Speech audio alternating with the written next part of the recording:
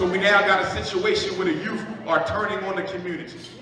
Robbing people, stealing the cars. Don't get mad at them, get mad at yourself. We gave birth to the circumstances that has given rise to what the youth are doing. And the sad thing about it, whether we like it or not, whether we get on board with the youth or not, the bottom line is quite clear.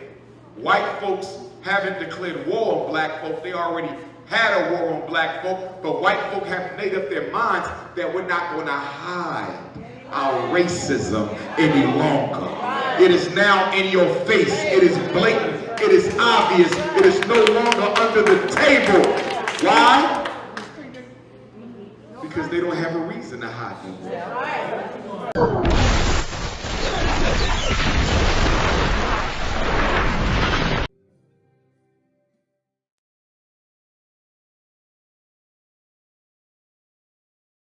President Obama came on the TV to talk about the Charleston massacre, and he actually mentioned the 16th Street Baptist Church while we were standing right across the street from it.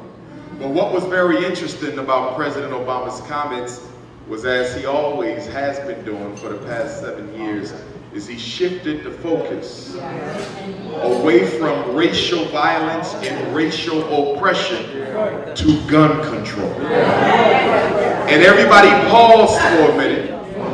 And when Obama said, "I've talked about this so many times before," everyone thought he may speak to race. But of course he didn't, and he took it to gun violence. I've had to make statements like this too many times. Communities like this have had to endure tragedies like this too many times. We don't have all the facts, but we do know that, once again, innocent people were killed in part because someone who wanted to inflict harm had no trouble getting their hands on a gun.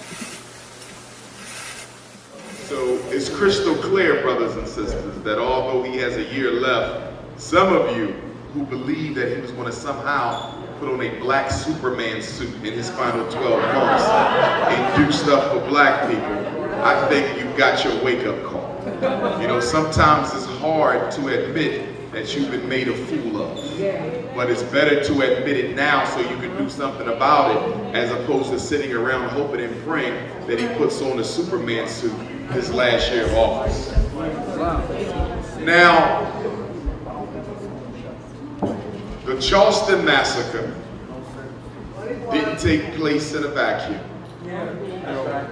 It was the culmination of all the racist energy that has been taking place since Obama took office. It was motivated by the acquittal of Zimmerman in the Trayvon case.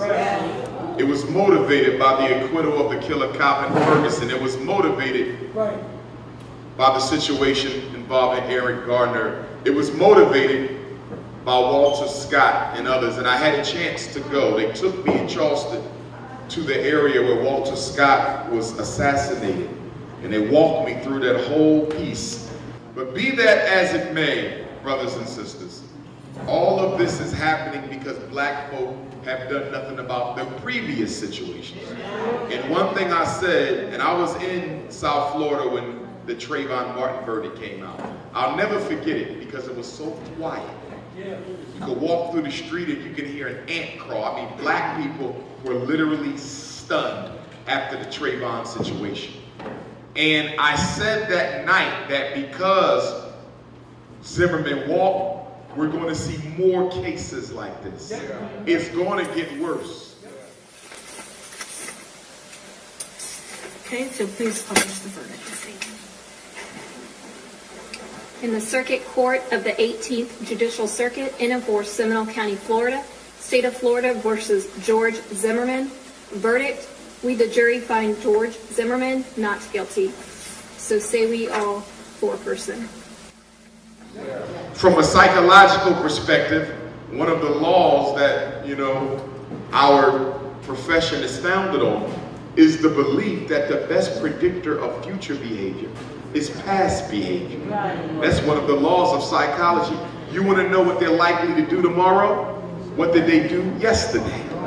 Not only that, in psychology, we believe that Whenever a behavior is committed, if nothing is done to reduce that behavior, it's going to increase over time. Behavior never stands still. And it is the consequences of behavior that determines if it's more likely or less likely to occur again. So the reason Baltimore happened is because there was no consequences for Ferguson. Keep in mind, Zimmerman was not a police officer. That white boy down in Charleston was not a police officer. But it did not matter because the precedent had been set in allowing white folk to kill black folk unarmed. You see. And so I'm saying that to say, as the brother alluded to earlier, it's going to get even worse because there's no repercussions. And last night when we was in Washington, D.C., Queen Mother Dr. Frances Cress Welsing said very poignantly that the time for forgiveness is over. The time for forgiveness is over. And to that end, we also have to look at how our religious immaturity plays a significant role in what people do to us. Our religious immaturity. I mean, forgiving the killer before he's even been sentenced. That cracker killed 6 mothers in that church. 6 mothers were murdered and 3 brothers. And you're forgiving people before they even convicted or sentenced. And we see the white folk are already scurrying to their most popular defense whenever white folk do something to black folk, and that is to claim mental illness. To claim mental illness. And I don't know if you noticed, but from the time they found him, and of course they gave him overnight to get prepared, because they knew exactly where he was and when. Okay, nothing happens in this country that is not under surveillance. Absolutely nothing from no one. But when they went to pick him up, they put a bulletproof vest on the white boy to make sure no black folks would take a shot at him. And they didn't do him like they do black folk when they arrest them. They didn't grab him by the neck and hold him on the head. He was chaperoned around, treated with the best of conditions, never once referred to as a thug or a criminal from anyone, not even President Obama, who was so quick to refer to the brothers and sisters in Baltimore as thugs and criminals. So quick to refer to the brothers and sisters in Ferguson as thugs and criminals. And here's a cracker who killed 6 women. And you don't even use a single pejorative term to describe him. Not Anderson Cooper, not Don Lemon, not Wolf Blitzer, not one of them would use a term to describe him that was similarly used for brothers and sisters who took nobody's life, but just revolted against unpleasant conditions. And the interesting thing about that, brothers and sisters, is that there's a growing divide in our community between the youth and the adults. Not just the youth and the elders, but those who are under the age of 25 and those who are above the age of 35. Baltimore showed us more than ever before that the youth are a fearless generation. The problem is they don't have fearless supervision. They don't have fearless guidance. They don't have fearless wisdom to turn to. Everyone's telling them to go home and register to vote. As if voting had something to do with Charleston. As if voting has something to do with Baltimore. Our youth know that the vote in and of itself doesn't bring about any necessary change. And they're upset with us probably more than they're upset with white folk because they can see the fear in our eyes. And one thing we got to understand about youth, and I know because I work with them, it is hard for them to humble themselves to adults who they know are not willing to stand up to the power structure and defend their honor. You will never get the respect of your children as long as they know you're too afraid of the oppressor to do anything about the situation. So they out there fighting naked. They out there fighting blind. Because we got our retirement and we got our 401k and we got our nice jobs. So we say, just go home and let the process take sway. You know nothing gonna happen, but you don't care because you comfortable. So we now got a situation where the youth are turning on the community. Robbing people, stealing the cars. Don't get mad at them, get mad at yourself. We gave birth to the circumstances that has given rise to what the youth are doing. And the sad thing about it, whether we like it or not, whether we get on board with the youth or not, the bottom line is quite clear. White folks haven't declared war on black folk. They already had a war on black folk, but white folk have made up their minds that we're not going to hide our racism any longer. It is now in your face. It is blatant. It is obvious. It is no longer under the table. Why? Because they don't have a reason to hide them. See, when we go back to the end of the 60s, after they killed Dr. King, federal government was pushed to its brink, brothers and sisters. They said, we could never let nothing like this happen again. The 60s, without question, with the exception only of the Garvey movement of the 20s, pushed America to the brink of disintegration. They had to deal with SNCC, they had to deal with CORE, they had to deal with the Panthers, they had the SCLC, and even though the Urban League and NAACP were founded by white folk, they did have some black revolutionaries inside of them who were sincerely committed to making a difference. So the white man had to fight 20 legitimate black organizations all at the same time. When they killed Dr. King in '68, they said, what can we do to make sure we never get a Negro upheaval like this ever again in life?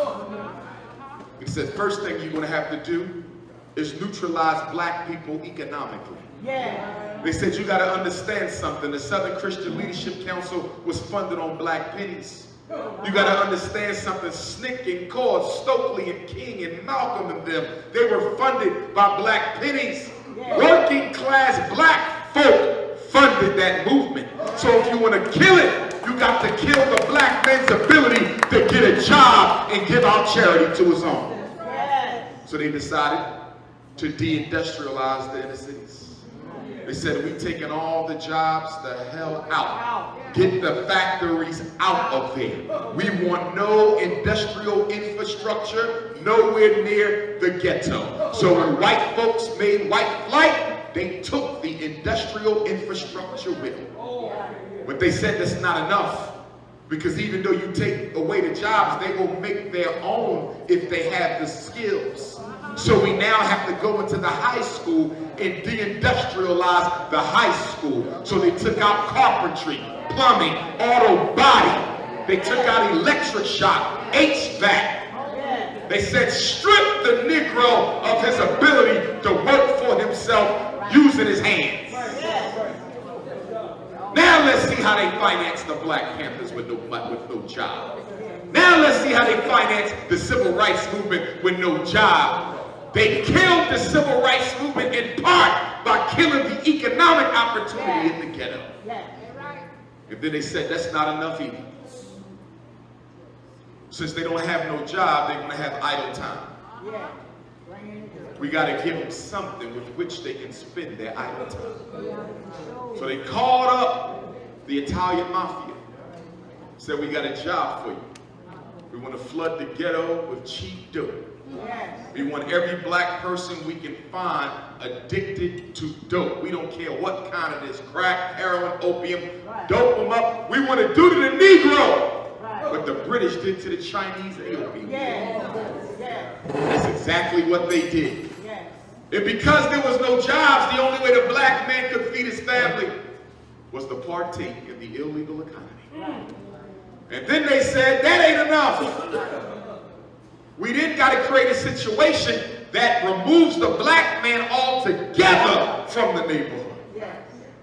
So then they came up with a brand new, improved mass incarceration for nonviolent drug offenses program.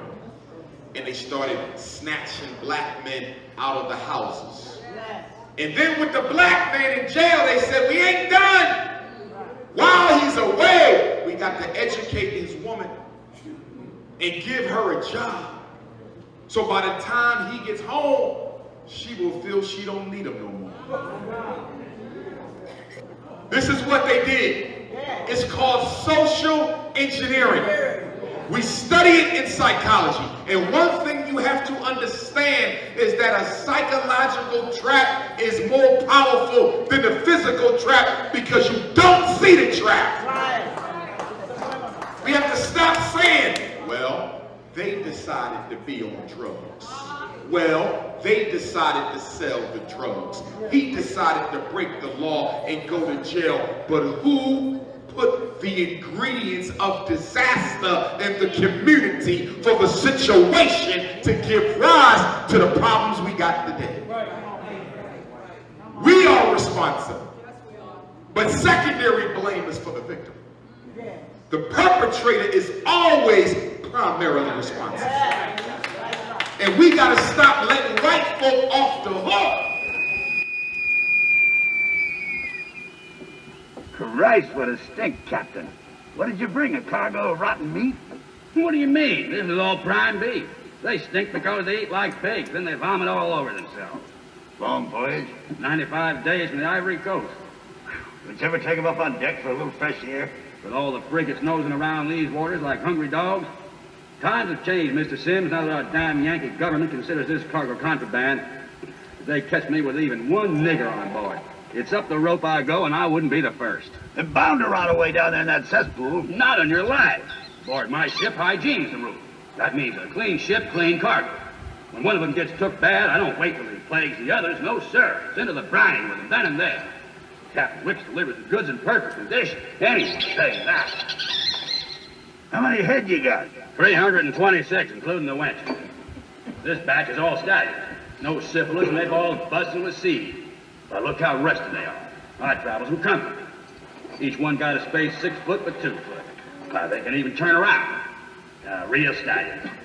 Every night they so hot for pleasure, and they all humping each other like a pack of dogs. And change don't stop no how. And here's the wenches. All of them got pups, and near all is pregnant again. How many? 112. You go $300 each? You text, Captain? You know I don't buy by the head, I buy by the pound. All right. Say $200. By the pound, I said. Hey, what are you doing, drowning them? I told you. Rule number 1, hygiene. 3 showers a day. Salt water kills the fleas and lice. Then you wring them and hang them out to dry, I reckon. God almighty, what a pest hole. That's diarrhea.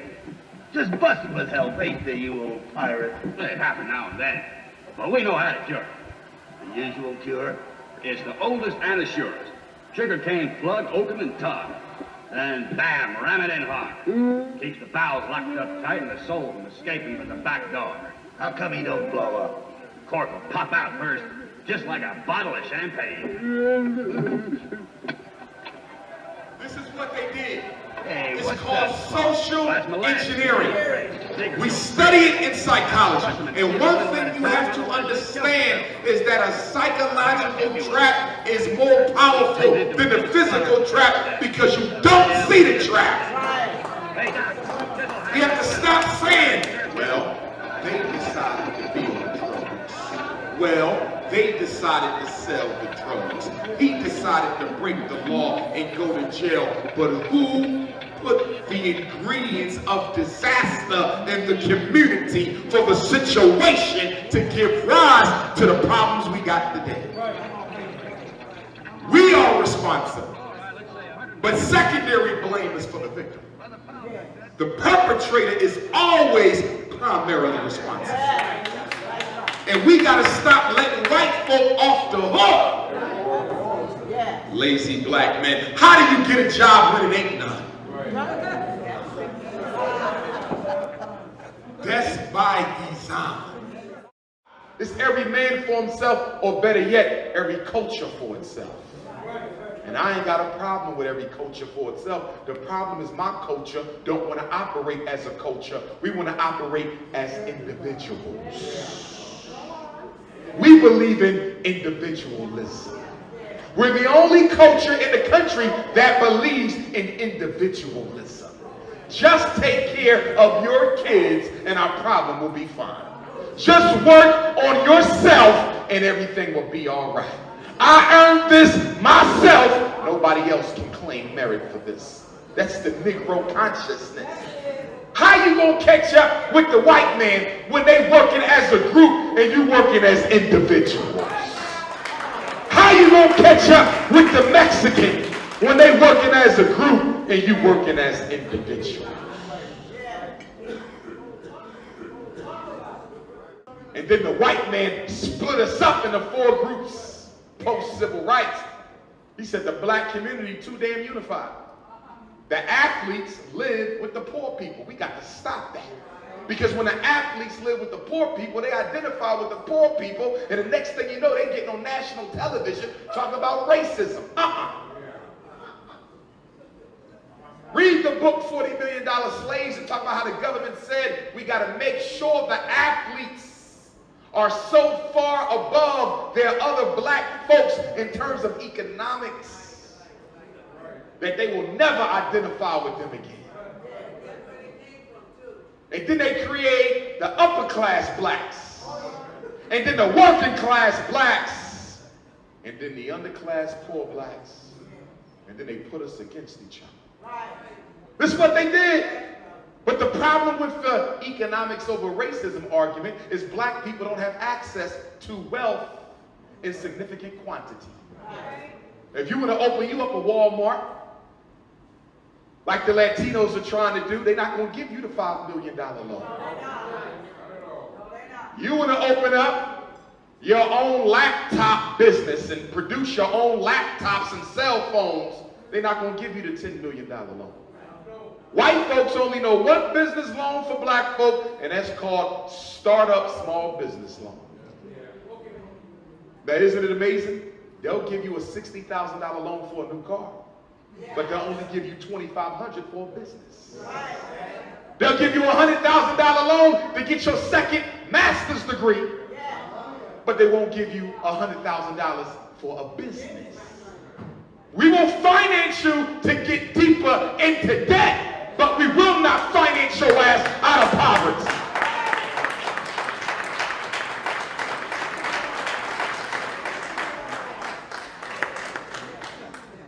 Black folks, they got comfortable with oppression. And the worst thing you can be is comfortable with oppression. Because if you're comfortable with oppression, you'll be comfortable with extermination as well.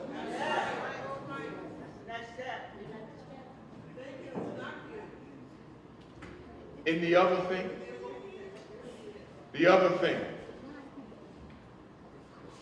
we got to get serious about our spending behavior, brothers and sisters. Stop talking black power until you decide to be more disciplined with the black dollar. There ain't no black power without a black dollar. And let me go a little further. This is our hypocrisy. We can talk the culture. We can walk the culture. We can dance the culture. We can sing the culture. We can recite the culture. But the minute someone depends on us to finance the culture, we begin to disappear. Listen, you don't have to be racist. You don't have to dislike white folk. You ain't got to have a problem with Latinos and Arabs. You may view everybody as your brother and your sister, but that $20 bill in your pocket better hate the sight of any alien. Your economics must become militarized. Every time you go to the store, that must be an act of military science. Because you are, in fact, fueling your enemy's war machine against you whenever you drop a penny in their pocket. Your dollar don't discriminate. It ain't because you love all people. Your dollar don't discriminate because you don't give a damn about your own people. Let's be real. See, we want to change things without using our money. That's the black way. I want justice, but I don't want to use my money. I want black schools, but I don't want to use my money. I want to end the police brutality, but I don't want to use my money. Until you realize that sacrifice of your finance is the token to your liberation, you will get none. Some of you think voting is more important. No, your money controls the vote. If we want to make black politicians loyal, then we have to finance the campaign of the black politicians. They will always sell you out if the Democratic Party is financing them. You want the politicians in Brooklyn to be loyal, Patterson to be loyal? I got one question. Where is your black political union, not party, black political union, and how much money do y'all have? That's how you deal. It ain't about, is he going to be loyal to us? It ain't about that. It's about, listen, brother, we're going to finance your whole campaign. Every radio interview, every newspaper ad, every handbill, every poster, every TV appearance, the black community financing you so you can be honest and speak truth to power. When you hear these colorblind Negroes talk about, my God don't see color. Do you realize those non-Africans are dead in Charleston because they were colorblind? Do you realize that cracker sat in the service for over an hour, read the scripture and everything, and you think you can transform white people with the gospel? You can't transform white folks with the gospel, but they damn sure transformed you with it.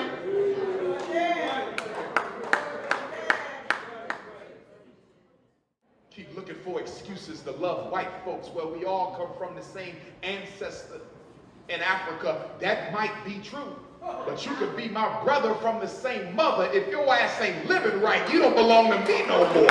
Y'all got to learn when to cut your damn losses. Not everybody needs to be saved. We don't save everybody. Saving white folks. They ain't even looking to be saved. Their whole culture is based on military conquest. You can't beat that with no Bible.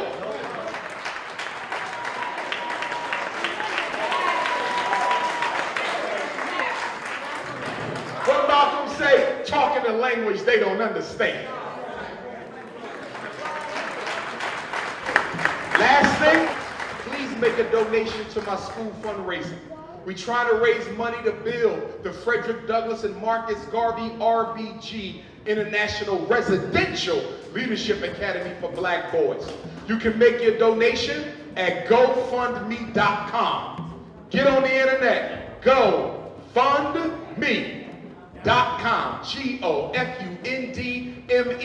GoFundMe.com/Dr. Umar, DRUMAR. And don't get it twisted. It's not just about education. Once we have the school, we then build a black community around it, a bank, a hospital, a supermarket, and before you know it, we have a black Wall Street all over again. If you don't have a copy of my book, Psychoacademic Holocaust, The Special Education and ADHD Wars Against Black Boys, I also have some DVDs and some t-shirts. Please show support because I got a lot of programs lined up. Queen mothers, make sure y'all pray for me and all the brothers and sisters down in Charleston. My life is real. Ashe.